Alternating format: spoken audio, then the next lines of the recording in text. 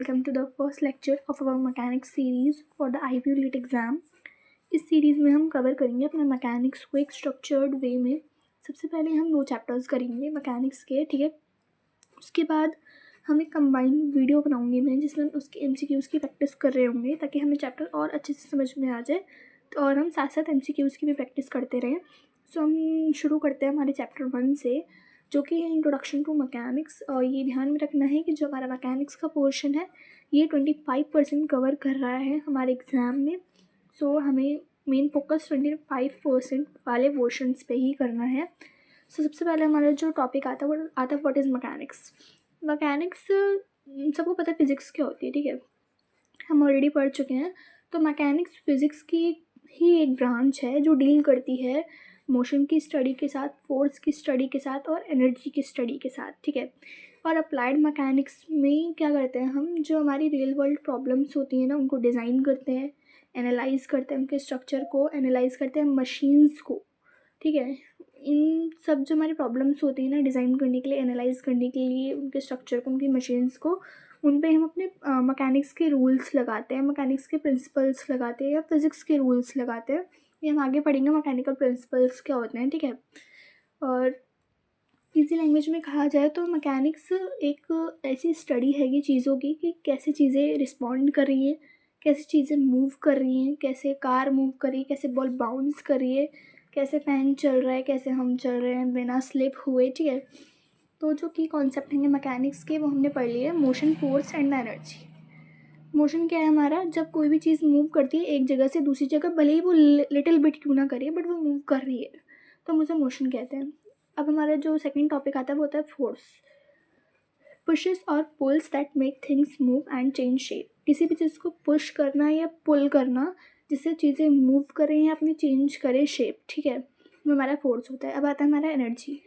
Energy मतलब चीज़ों को करने की पावर, जिससे चीज़ें हों, ठीक है। तो power to make things happen, like moving a car हो गया, लाइटिंग अ बल्ब हो गया, बल्ब जल रहा है, कार मूव कर रही है, ठीक है, ये हमारी एनर्जी है। अब आता है type of mechanics. Mechanics 2 types के होते हैं, स्टैटिक्स एंड डायनामिक। स्टैटिक्स में क्या होता है, वो उन चीज़ों की स्टडी करना जो मूव नहीं करती हैं, जैसे कि बिल्डिंग्स हो गई, ब्रिजेस हो गए हमारे, ठीक है। और डायनामिक मैकेनिक्स वो होता है जिसमें चीज़ें मूव करती हैं एक्चुअल में। जैसे कार मूव कर रही है, अगर कार चल रही है तो कार खड़ी हुई है, इट मीन्स वो मूव नहीं कर रही है, वो स्टैटिक मैकेनिक्स है। मूव कर रही है तो हमारे डायनामिक मैकेनिक्स है। बॉल बाउंस कर रही है, बॉल रखी हुई है तो वो स्टैटिक्स है। अगर वो बॉल बाउंस वगैरह कर रही है तो वो डायनामिक है, ठीक है। मैकेनिक्स को समझना सबसे ज़्यादा ज़रूरी है इंजीनियरिंग एप्लीकेशंस के लिए, चाहे वो मशीन को डिज़ाइन करना हो या इनके स्ट्रक्चर को एनालाइज करना हो, ठीक है। अब आता है हमारा मैकेनिक्स कहाँ यूज़ होती है। वही चीज़ें मशीन्स को डिज़ाइन करने में यूज़ होती है, स्ट्रॉन्ग बिल्डिंग्स, ब्रिजेस और टावर्स की स्ट्रॉन्ग मतलब उसका स्ट्रॉन्ग स्ट्रक्चर बनाने में, या फिर मतलब मैकेनिक्स ना हर चीज़ में यूज़ होती है। हम कहीं भी देखेंगे तो मैकेनिक्स यूज़ हो रही है, चाहे वो ये समझने में हो कि यूनिवर्स कैसे वर्क कर रहा है, चाहे वो मशीन्स को डिज़ाइन करना हो, चाहे वो बिल्डिंग्स को, ब्रिजेस को, टावर्स को डिज़ाइन करना हो, ठीक है।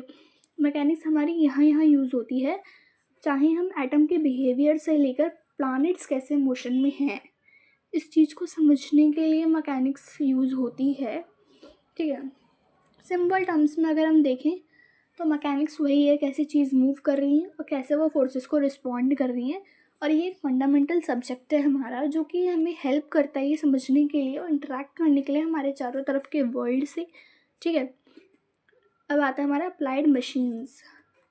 अप्लाइड मशीन्स क्या होती हैं।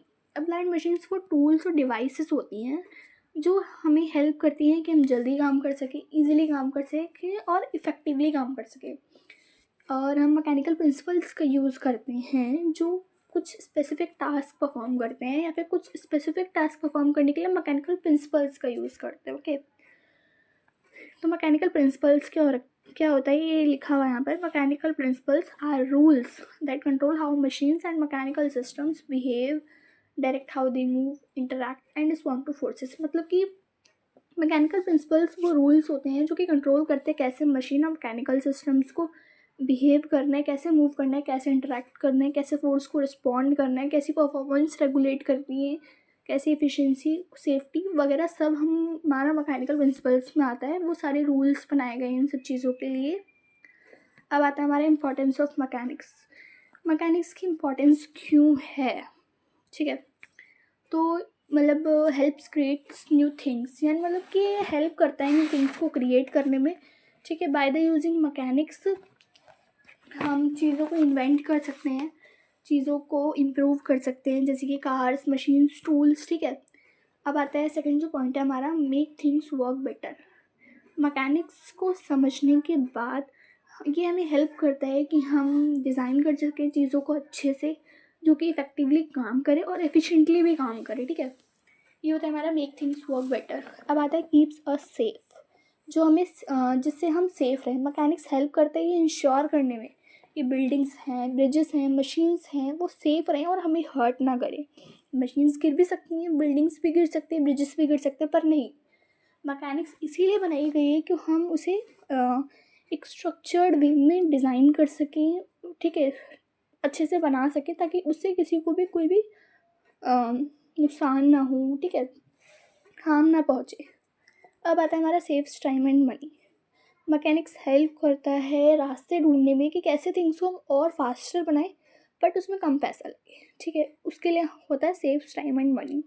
फिर आता है इम्प्रूव अवर लीव्स। वो कैसे हमारे ये लीव्स को इम्प्रूव कर रहा है, वो ऐसे कर रहा है कि वो न्यू टेक्नोलॉजीज़ को डेवलप कर रहा है, हमारी लाइफ को और बेटर बना रहा है, जैसे कि हमारे मेडिकल इक्विपमेंट हो गए, ट्रांसपोर्टेशन सिस्टम्स हो गए, ठीक है। अब आता है हेल्प अस सॉल्व प्रॉब्लम्स को सॉल्व करने में भी हेल्प करता है, क्योंकि मैकेनिक्स हमें बताता है कि हम कैसे क्रिटिकली सोचें, एक लॉजिकल वे में सोच के हम उस प्रॉब्लम का सोल्यूशन निकालें, ठीक है। ये होती है इंपॉर्टेंस ऑफ मैकेनिक्स। अब आता है नेसेसिटी ऑफ मैकेनिक्स। पहला पॉइंट है हमारा डिज़ाइनिंग ऑफ मशीन्स। नेसेसिटी मतलब क्यों ज़रूरी है वो, ठीक है। तो फिर मशीन्स को डिज़ाइन करने के लिए ज़रूरी है। अभी हमने पढ़ा इम्पोर्टेंस क्या है उसकी, कि हम प्रॉब्लम्स को सॉल्व करें। वही बात है, क्रिटिकली सोच सकें और लॉजिकल वे में अपनी प्रॉब्लम को सॉल्व कर सकें, इसलिए solving problems, making things better, यानी कि मशीन्स और जो सिस्टम्स हैं वो बेटर वर्क करें, फास्टर करें और कम पैसों में करें, मनी सेव करें। फिर आता है हमारा कीपिंग थिंग्स सेफ, चीज़ों को सेफ रखें। वही है, हमने अभी भी पढ़ा इम्पोर्टेंस में कि इंश्योर करता है कि सिस्टम्स और मशीन सेफ टू यूज़ हों, ठीक है। अब आता है हमारा क्रिएट न्यू थिंग्स। मैकेनिक्स जो है हेल्प करती है कि कैसे हम क्रिएट करें न्यू थिंग्स को, है ना, कैसे हम क्रिएट करें न्यू थिंग्स को, न्यू टेक्नोलॉजीज़ को, न्यू प्रोडक्ट्स को, ठीक है। ये अब हमारा नेक्स्ट पॉइंट है सेविंग एनर्जी, यानी कि मैकेनिक्स हेल्प करती है टू डिज़ाइन मशीन्स और सिस्टम्स जो कि एफिशिएंटली एनर्जी को यूज़ करे, ठीक है। अब आता है हमारा next point getting things done. ये हमारी हेल्प करता है कि हम चीज़ें जल्दी ख़त्म करें और एफिशिएंटली ख़त्म करते हैं हम, ठीक है। अब हमारा नेक्स्ट टॉपिक है importance of applied machines. As usual हमने पहले पढ़ा था कि अप्लाइड मशीन्स वो टूल्स और डिवाइसेस होती हैं जिससे हम वर्क फास्ट कर सकें, ईजिली कर सकें और एफिशिएंटली कर सकें, और कुछ स्पेसिफिक टास्क को परफॉर्म करने के लिए ये मैकेनिकल प्रिंसिपल्स का यूज़ करती। पढ़ा था हमने, है ना। हम इसकी इम्पोर्टेंस पढ़ेंगे। अब इसकी इम्पोर्टेंस का जो फर्स्ट पॉइंट है वो है they help us get work done, ठीक है। तो जो हमने first point they help us get work done, मतलब कि अप्लाइड मशीन्स जो है हमारी हेल्प करती हैं कि हम चीज़ों को जल्दी करें, फास्टर करें, ईजियर करें और एफिशिएंटली हम उसको ख़त्म करते हैं, ठीक है। काम ख़त्म करने में अप्लाइड मशीन्स हमारी बहुत ज़्यादा हेल्प करती हैं। नेक्स्ट पॉइंट है दे इम्प्रूव सेफ्टी। मशीन्स जो हैं बहुत डेंजरस टास्क करती हैं जिससे ह्यूमंस की इंजरी का रिस्क रिड्यूस होता है, ठीक है। अब आता है दे इंक्रीज प्रोडक्टिविटी। ये न्यू टेक्नोलॉजीज़ बनाती हैं, न्यू प्रोडक्ट्स बनाती हैं, ठीक है, वो भी लेस टाइम में। गुड्स और सर्विसेज प्रोड्यूस करती हैं लेस टाइम में, इसलिए प्रोडक्टिविटी भी बढ़ाती हैं। अब आता है दे हेल्प अस इनोवेट, मतलब कि अप्लाइड मशीन जो इनेबल करती हैं कि नए प्रोडक्ट्स क्रिएट किए जा सकें, सर्विसेज क्रिएट किए जा सकें और टेक्नोलॉजीज़ क्रिएट की जा सकें। अब आता है दे मेक्स लाइफ ईजियर, है ना, मतलब कि हमारी लाइफ को ईजी बनाती हैं, ईजी पीजी लाइफ, ठीक है। तो मतलब कि अप्लाइड मशीन्स जो हैं हमारी डेली लाइफ में यूज़ होती हैं, चाहे वो हम घर की चीज़ों से लें या फिर ट्रांसपोर्टेशन सिस्टम हम कहीं भी ले सकते हैं। ये हमारी लाइफ ईज़ियर बनाती है। इन शॉर्ट अगर मैं बोलूँ तो अप्लाइड मशीन्स इसलिए भी इम्पॉर्टेंट है क्योंकि ये हमें हेल्प करती हैं स्मार्टली वर्क करने में, सेफली और एफिशिएंटली काम करने में, ठीक है।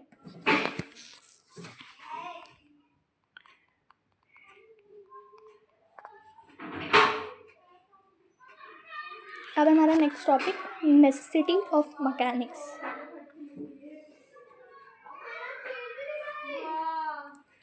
दे ऑटोमेट टास्क। अब हमारा फर्स्ट पॉइंट है दे ऑटोमेट टास्क, मतलब कि मशीन जो है ना रिपीटेडली काम कर सकती हैं एज़ कम्पेयर टू ह्यूमन, और वो ह्यूमन को फ्री कर देती हैं और खुद ही रिपीटेडली टास्क करती रहती हैं, ठीक है। ये होता है दे ऑटोमेट टास्क। अब हमारा नेक्स्ट टॉपिक है they work faster and better, मतलब कि हमें पता है मशीन्स ह्यूमंस के अकॉर्डिंग ज़्यादा अच्छे से काम करती हैं, ज़्यादा बेटर काम करती हैं। मशीन्स काम करेंगे तो ऑटोमेटिकली ह्यूमन के लिए वो सेफ़ ही होगा, ठीक है। वो हमें सेफ़ रखती हैं। New technologies, new products, new goods और services with in less time वो हेल्प करती हैं क्रिएट करने में, ठीक है। दे ड्राइव इनोवेशन, वही चीज़ें न्यू थिंग्स और टेक्नोलॉजीज़ क्रिएट होती है मशीन से, वो भी जल्दी। दे ग्रो द इकोनॉमी, मतलब कि मशीन्स जो है प्रोडक्टिविटी इंक्रीज़ करती हैं और एफिशिएंसी भी। सो एफिशिएंटली मैं बार बार बोल रही हूँ, तो एफिशिएंटली का मतलब होता है ऐसे टास्क, मतलब टास्क को परफॉर्म करना, वो भी बेस्ट पॉसिबल वे में, वो भी सबसे कम waste of time with a कम एफर्ट और कम रिसोर्सेस में एक टास्क को परफॉर्म करना with the best possible way, okay. अब जो हमारा नेक्स्ट टॉपिक है वो है दे प्रोवाइड प्रिसीजन। प्रिसीजन का मतलब होता है वो कॉम्प्लेक्स सिस्टम्स को और प्रोडक्ट्स को क्रिएट करने के लिए हेल्प करते हैं हमारी मशीन्स, ठीक है। अब आता है suitable example on bodies eight rest. वो ऑब्जेक्ट, हम बॉडीज़ को यहाँ पर ऑब्जेक्ट की तरह ले रहे हैं, ठीक है।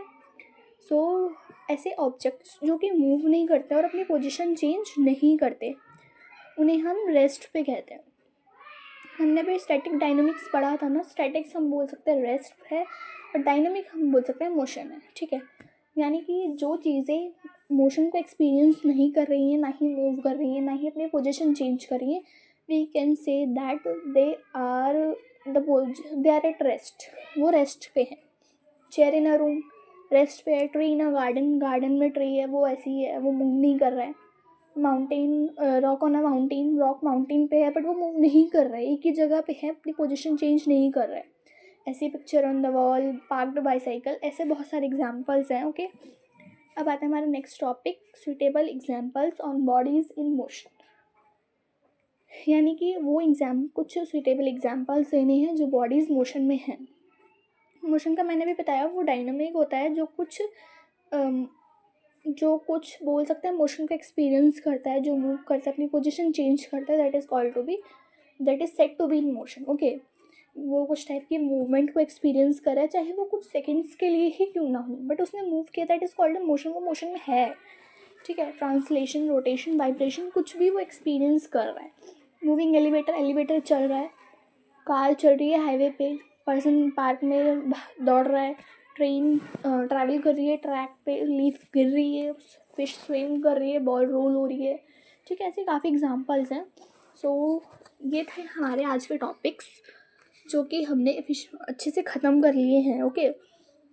That's it for today lecture on the introduction to mechanics. In the next video हम कवर करेंगे चैप्टर 2 जो कि हमारा टॉपिक है उसका लॉज ऑफ फोर्सेस, ठीक है। Make sure to like, subscribe and turn on the notification, जिससे कि आप कोई भी अपडेट मिस ना करो। See you in the next video. Happy learning, thank you.